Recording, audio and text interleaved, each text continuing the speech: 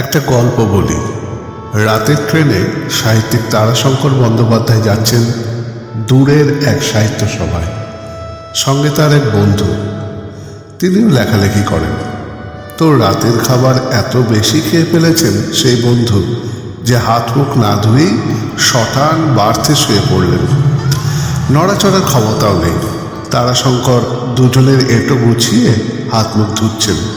তখন বন্ধুর কাতর আবদার, ভাই আমার মুখটা আর হাতটা একটু ধুয়ে দিবি, এত খেয়ে ফেলেছি যে আর নড়তে পারছি না।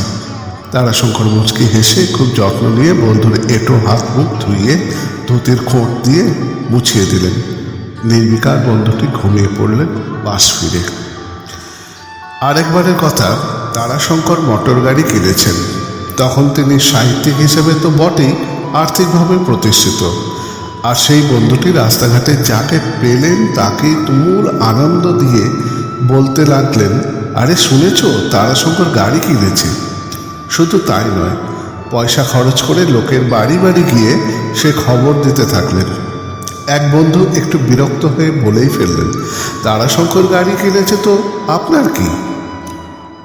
আরে একটা মানুষ শুধু লিখে একটা আস্ত মোটর গাড়ি কিনে ফেলেছে, এতে আনন্দ পাবো না? তারপরে নিচু স্বরে মিষ্টি হেসে বললেন, আর জানো আমাকে একদিন ওর গাড়িতে চাপাবেও বলেছে।